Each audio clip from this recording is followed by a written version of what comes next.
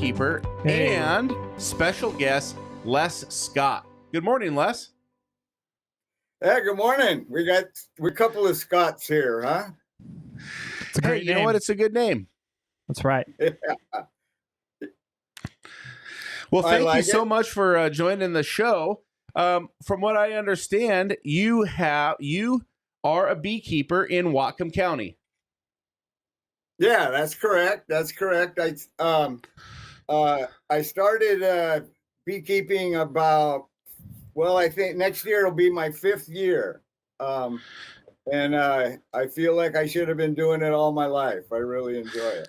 Really? That's how I feel too. I feel like I should have been doing it my whole life. I love bees. I love everything about bees. I think that they are absolutely incredible. The way that we got hooked up was I actually saw a post that you put on Facebook where you were talking about mites and how to control mites in the hives, and I thought that was just thought, man, I've got to talk to this guy. I've got to get this guy on the show.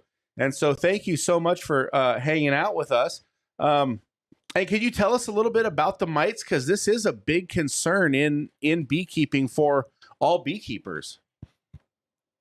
Yeah, and there's, I guess, now that we're going into winter time, it's probably a perfect time to be talking about mites.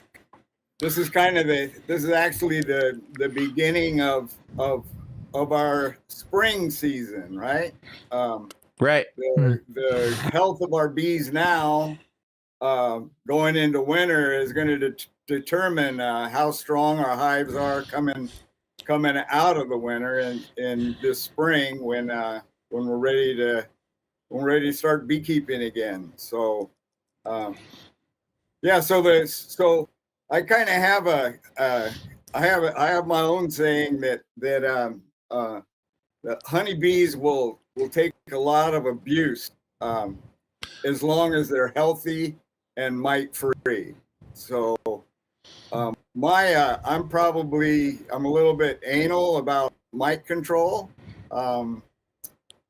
I primarily use oxalic acid vapor for my control here in the winter time. I just treated all of my hives. I think I have 33 double deeps, and I have 3 5-frame nucs. They're actually doubles, so they're 10 frames. Wow. Going into the winter here, and I just treated all of them in the last couple of days with oxalic acid. How does that treatment work? How do you apply that?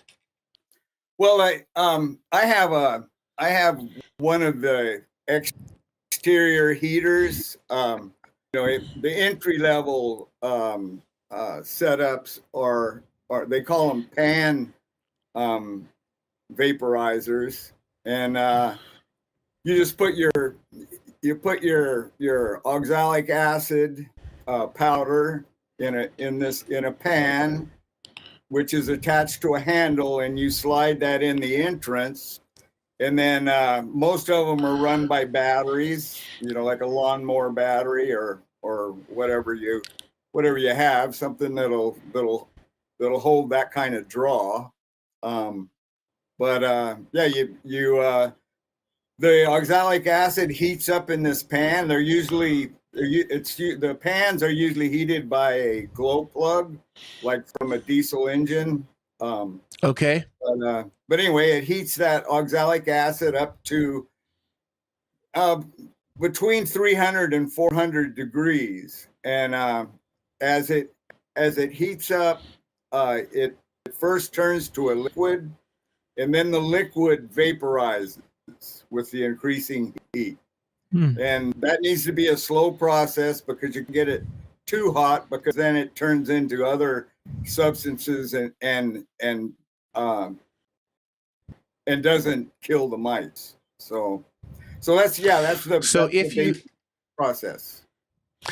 That's pretty awesome. So if you have mites in your hive, if mites are in there and you go through this process, will it kill the mites that are in the hive?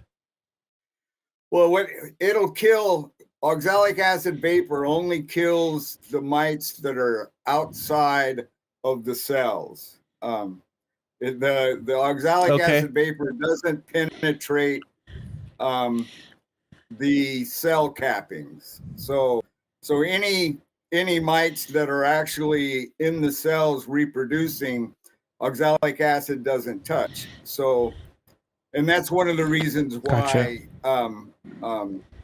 vaporizing in the winter is important, because that's when the hives are most likely broodless, and so all of the mites are phoretic or exposed, and then the oxalic acid kills like over 95%. So it's very effective in the winter. Is it how many times have you done this treatment over the last 5 years? Oh, well, I've done 3 treatments this since the fall. So, you know, and I've been doing it. I've been using oxalic acid vapor for since I started beekeeping. Okay. And I've used other substances too, but as time goes on, you learn what works for you, and then you can continue with that. So yeah, that is a really awesome tip. I'd probably add that the normal advice is to use either alcohol washes, or now they're using Dawn soap washes, and I don't know if you guys are familiar with that, or if you want me to talk about it. I can. Yeah, let's talk about that. Yeah, I mean, I'd love to hear on both the alcohol washes and the Dawn soap. Yeah, so the recommendation, the normal recommendation is to do alcohol washes on your bees regularly, and that's taken there's a few ways to do it. There's commercial jars that you can buy to do your washes, but basically you take a half a cup of bees off of your brood comb. You're looking for nurse bees, so you want to take the sample off of your brood comb. You put that half a cup of bees in a jar and swirl it around in alcohol, and it kills the bees and the mites. But the mites then fall off of the bees, and then you count the number of mites in the bottom of this jar, and then you divide that by 3, because a half a cup of bees hold about 300 bees. So you divide that by 3, and then you get your percentage of mite and infestation. So they recommend that you do that as often as you feel necessary. I myself use screen bottom boards on all of my hives. It's a bigger expense, but I feel that I can track what's going on in my hives much better with screen bottom board. Why is that? Well, with screen bottom boards, you can see everything that's going on in the hive. Everything that the bees are doing, it either creates debris, or the mites that die fall through these bottom boards, and then you can and it's called a mite tray. You just pull the mite tray out, and you can see where the bees are eating, where they're building, how many mites are falling, And you can do a similar test as with the mite washes without killing any bees. You can clean your your mite tray. You can scrape everything off of there, and then smear it with Crisco or something of that consistency, and then put it in, leave it in there for a week, and then pull it back out, count your bees that week later, and then you can divide that by 7 for the 7 days that you've had it in there, and then that gives you a good average of what your mite drop is. Now, there's several numbers that well, the main number that people use, if you have 9 mite drop per day, then it's time to treat. If I had 3 mites per day drop on that tray, I would treat. I'm of the firm believer. Well, just like us, if we're healthy, we can withstand a lot of abuse. But if we're not, then then we can get a cold that really knocks us down. We can get the flu. We're in the hospital. But if we're healthy, then we can withstand all that stuff. But and it's the same way with bees. If we keep our bees healthy, and the varroa mites are the main in spreading disease in our hives, viruses in our hives rather. So if we can keep our hives nearly mite free, then they're just going to they're going to thrive. So that's why I'm kind of anal about my mite control. Yeah, that's awesome. It makes me think that on the mites more. I think that's a good. I've learned things from you this morning, so that's awesome. I see you've got some hives behind you. That's awesome, and you've got a bunch of bricks on top of the hives. For the listeners on the show, why do you put bricks on top of the hives? Well, they normally just to hold the lids on in the wintertime for the for the wind, that it doesn't blow the lids loose. You see all of these hives back behind me here have these yellow. They're actually migratory lids. They're a different lid than we normally use starting out. Most, I up until this year I used the telescoping lids, just like that normally come in a kit. But as my numbers have increased, I'm finding ways to make it easier to tend to the bees. So the big bricks are there to hold. Actually, this might be interesting. The hives behind me there are an experiment that I'm doing this year. You see the first hive there. It just has 2 inches of hard foam setting on top. Yeah, and it has a heavy brick holding that down, and that's just because that foam tends to fly off of there pretty easy, and those little bricks wouldn't do much. So so that's one method of insulating my hives. That's one third of my experiment. And then the next hive, it has a chip box on it. You can see, if you look closely, you can see a inner cover, and then you see the 2 boxes.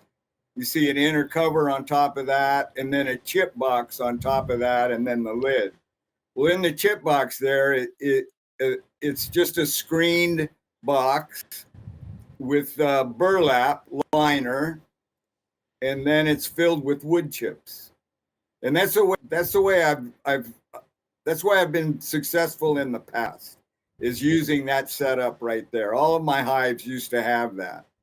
And then the next hive, which it looks like it's set up very similar, but in that, instead of the chips in that box, I have insulation, like home insulation, R13 insulation in a plastic bag, a sealed plastic bag.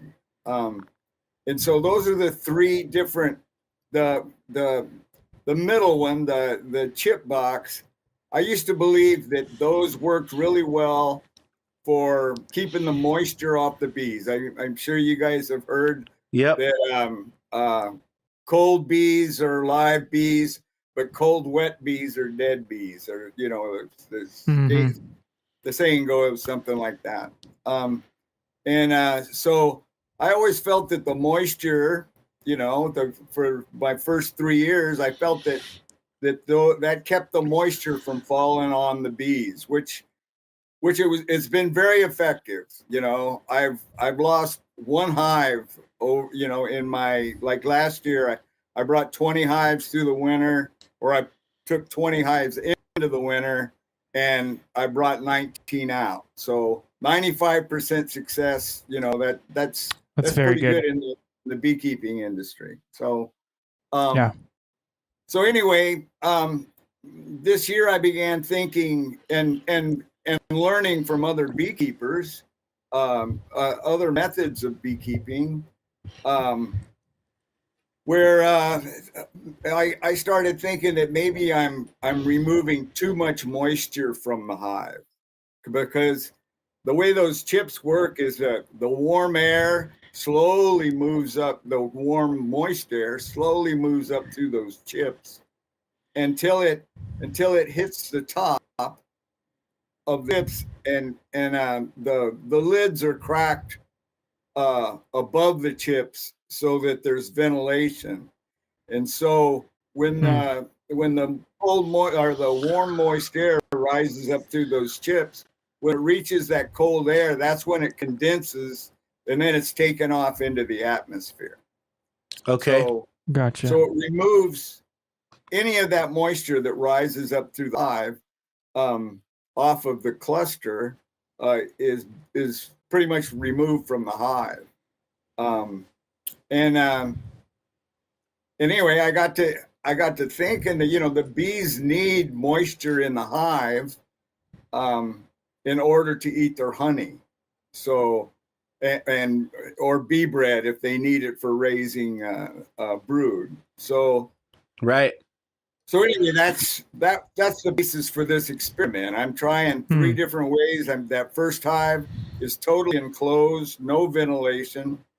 The second hive with the chips, it has a slow ventilation process through those chips, and then the third hive, it is also closed up, but it has just a different type of insulation up above the bees. So wow, that's really amazing. It's been common in our area that we all have worried about too much moisture in the hive, too much, you know, the moisture condensing and then falling on the hives. But what we're realizing, what we're starting to learn, is that it's all about dew point. You know, at what temperature inside the hive that moisture condenses into droplets, and by insulating the top of the hive and not the sides, then the top of the hive is warmer, sides are cooler, and that's where the vapor condenses, and then it's still available to the bees. So interesting. That is very interesting. I've learned a lot here already here. Les, I was curious though, you mentioned when we started the call, could you tell us a little bit why you love beekeeping and why you wish you would have done it sooner. And just kind of give us a little bit of that story. Yeah, I don't know. I just love. I was just talking to somebody yesterday, and I feel like I'm a natural biologist or something. You know, I just like to see how animals work and interact and learn about just how intelligent um, bees and all the other creatures are. You know, we tend to think that we control everything, but all of life works together. You know, and we're learning that more and more. You know, with things that we've done to the planet and the damage that we're doing and the pesticides we're using, and we're all the pollinators are in trouble. If it wasn't for beekeepers, honeybees pretty much wouldn't exist in the United States. They don't, at least in the northern United States. Between varroa mites and pesticides, climate change, they just can't live in the wild anymore up here in our winters. So anyway, I just enjoy when I got my first hive. I was probably like most people. I thought about it for a few years. Maybe it was back in my mind of a lot longer than that. But then one day I decided, well, I'm just going to start. I didn't know what to do, how to start. I didn't know anything about beekeeping, bees. So anyway, I ran an ad here in Bellingham in the next door app. I don't know if you guys have it in your area, but it's we do. Yep. Yeah. So I ran I didn't know how I was going to do it, but I ran an ad saying that if you saw a swarm of bees, I would come get them. So at that point, I didn't even have any boxes to put them in. But anyway, a local, and this is another thing that I wasn't aware of, is the large beekeeping community that surrounds us.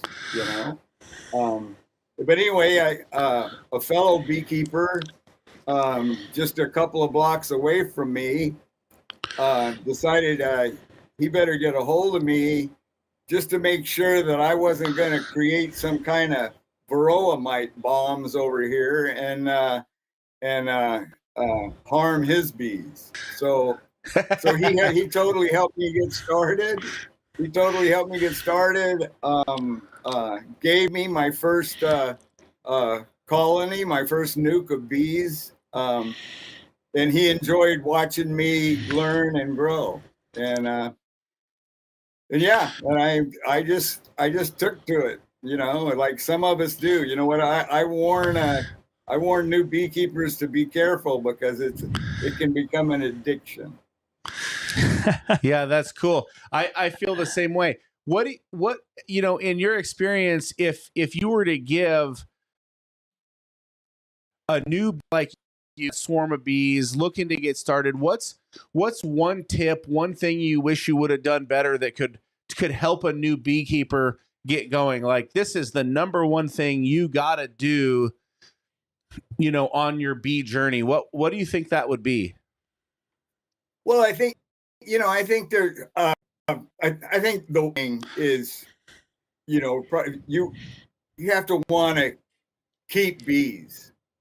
Not just have bees, but keep bees. You want to know their livestock. They're like a pet.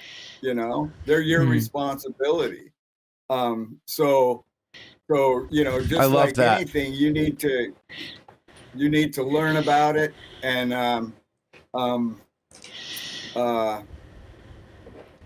and apply yourself to it. Right. I love that. You got to be responsible. That's a great tip. A part of any beekeeping associations or organizations? Does that organizations? you find that helps you? Do you find that helps you? Yeah, I think, you asked me for one thing. You asked me for one thing. There's a couple, three things that it's recommended, and it's recommended, and that I recommend people do, and that's the best way to learn about bees is to join local bee club. And I joined mine. The fellow that I was telling you about that helped me get started. He belonged to the local club here. Our club here is Mount Baker Beekeepers Association. It covers all of Whatcom County. And then I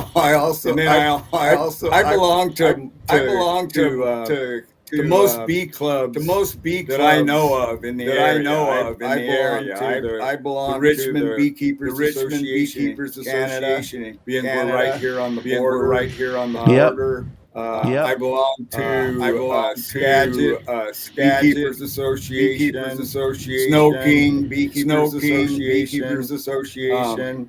All of the associations that, in my area, I belong to. Part of that, I just want to know what's going on. As much as I want to learn as much as I can. Every different association has monthly meetings, and they always have some kind of presentation, education to share with the members. That's awesome. What other tips would you share? What other tips would you share? Well, other than the association, join the association. Is to take a beginner beat before you get bees. To find out if you even want to keep bees. It gives you all the basics. Where to locate your hive. What to do, how to put bees in the hive, your nucleus colony.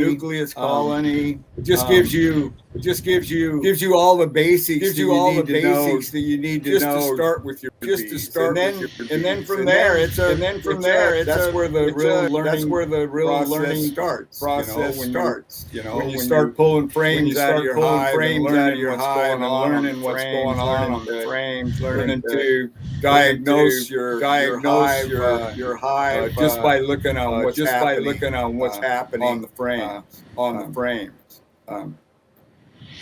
Yeah, that's awesome. How awesome. What do you do with the honey? What do you get from the hives? That you get from the hives? Well, I have a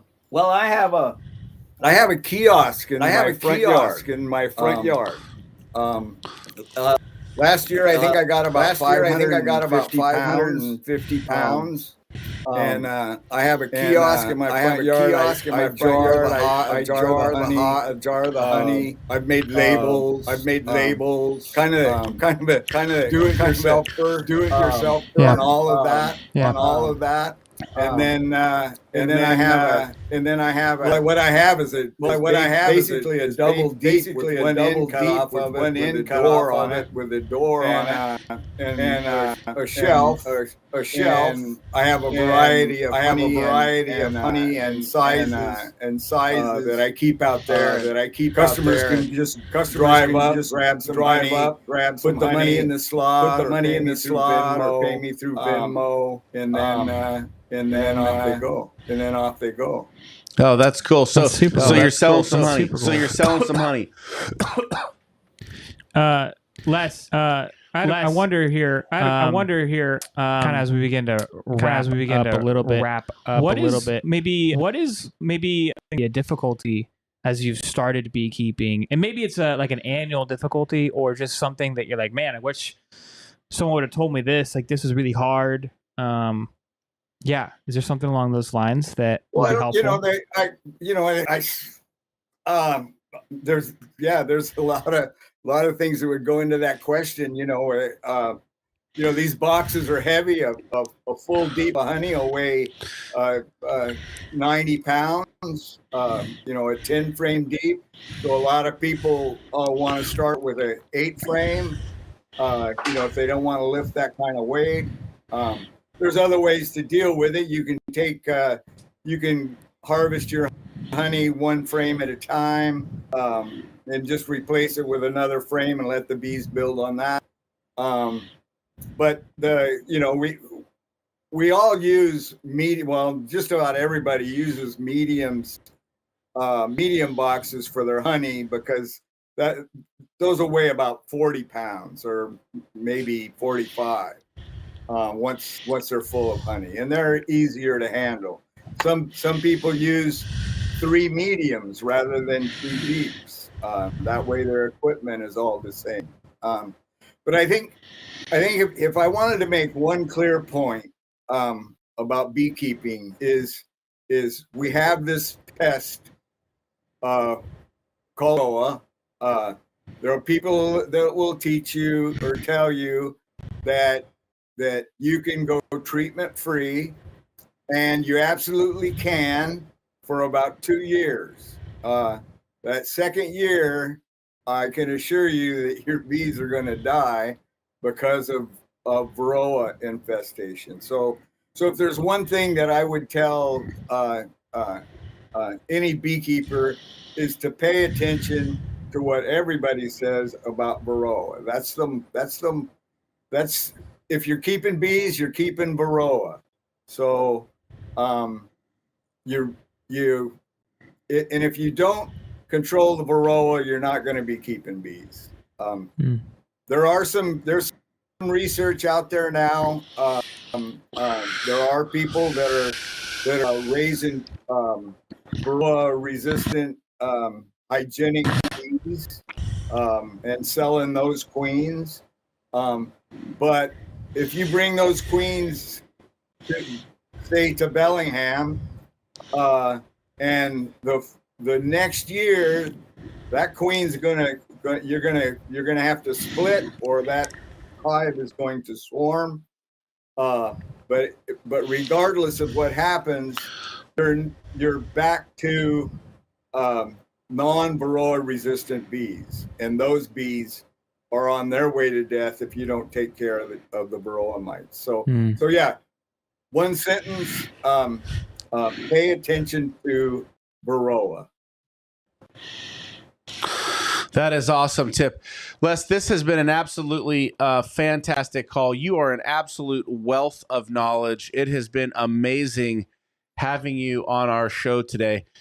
We are wrapping this thing up. Any last or final words or final thoughts for our audience before we bring it to a close? Well, one thing that I didn't say that I'm kind of fascinated by is that after I was beekeeping for a couple of years, I was talking with my cousin, and he told me, he said, "Well, you remember that Grandpa kept bees, don't you?" And so I really feel like beekeeping is in my blood. I never knew that he kept bees. It turns out that one of my uncles kept bees. So it almost feels like my ancestry, right? Right. I have a lot of Irish and Scottish blood, but I have some beekeeping blood too. That's you do. Cool. I would love sometime to come and take a look at your setup and your hives if you'd allow that. Oh yeah, I invite anybody to give me a call. Free beekeeping help, free. I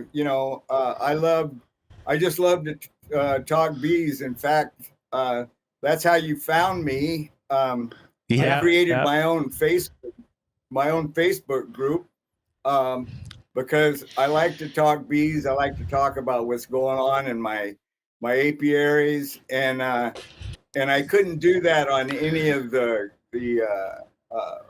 association groups because I would just kind of be taking up too much room. So I created my own Facebook so I can talk bees anytime I want to.